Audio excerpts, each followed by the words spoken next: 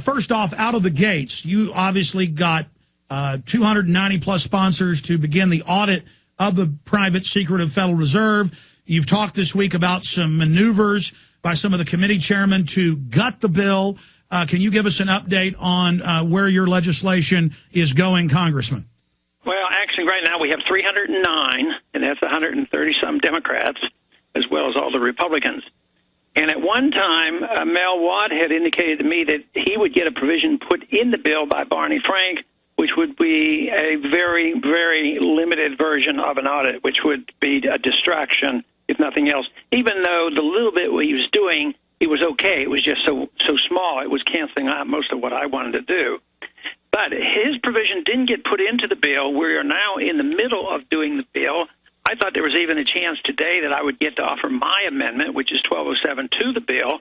But it was just announced a few minutes ago that Barney Frank said that, well, the controversial type of amendments won't be done until after the Labor Day or the Veterans Day break, which is next week. So it won't be this week and it won't be next week, but the following week.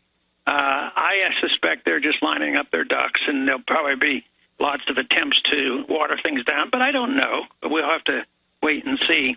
So we're in the middle of it. We're coming close to at least a initial climax of the bill on what the banking committee will do. And it has to survive there and has to come out there pretty whole, or things won't look so good for us. But I'm cautiously optimistic about it. But the momentum's clearly shifted. 20-something years ago, you might get 2 or 3 co-sponsors. Now you have over 300, a giant House majority. So the momentum is shifting against the secretive organization. Yeah, and if we can get a clean vote, I can't imagine very many wanting to be on record to vote against this. Gremlins in the House switchboard. Okay, we were finishing up with the Fed. On monetary policy, Congressman, you've long talked about the central banks using the dollar to prop up the empire. Now the G20 is discussing abandoning the dollar.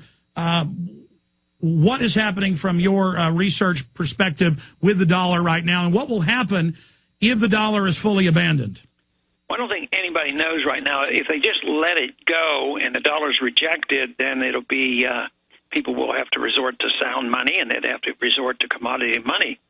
But as you say, the G20 or the IMF and the world leaders, so to speak, are going to try to replace it. I think the market has replaced the dollar reserve standard. They've gotten rid of that. I don't think they can rebuild on that. So they are rushing around trying to figure out what they'll replace it with. And I think what they'll try to do is come up with a basket of currencies. They even might be tempted to put a little bit of gold in there, but it's not going to suffice. If they don't have even a little bit of gold, even if they come up with another worldwide fiat standard, I don't think it's going to convey trust. I think they're between the rock and the hard place, and it's not going to be easy for them to push something on us. But one thing for sure, I think there's going to be a lot of chaos, and I think there's going to be a lot more economic problems and more poverty and more, depression in the world just because of this. Absolutely.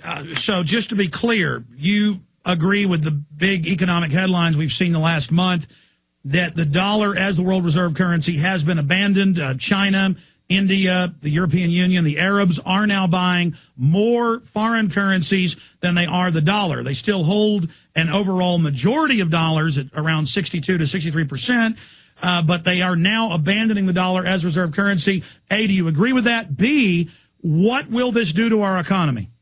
Well, it's going to hurt the economy. I wouldn't say it's abandoned, but it's less important all the time. I mean, the fact that they can still have 60% reserves means it's still there. But the market, I look at the market signals, and I think the thing that happened this week was very, very significant. That is when the IMF announces that they're going to dump 200 tons of gold on the market. Well, ordinarily a person would think, and they were hoping, well, a lot of that gold out there, that's going to drive down the price of gold and make all the fiat currencies look better. But what happened? A bank from Asia, India, buys the whole lot, which sent a signal, I think, to the world markets that, in essence, gold has been remonetized. It never gets demonetized, but it has less importance as money when all the countries reject it. But I think this is a major, major signal that the dollar is getting closer, it's on its last legs, and gold is getting more important. important. And as the Chinese buy less and less, they have already started buying gold, and they don't want to buy too much too fast and, shoot the price up, too quickly. But I think that's coming. I think the gold price is destined to go a lot higher, and the dollar's going to go a lot lower. And they cannot dethrone gold. They can disrupt and play these games for a long, long time. But in many ways, this is very, very good because it tells us that the governments no longer can get away with just printing money to finance their schemes. And it's their schemes that are so damaging to us, whether it's the welfare or the warfare, it all hurts the people because they have to pay the bills. So some of these things are good signals, although it means that we have to be concerned about the chaos that might erupt.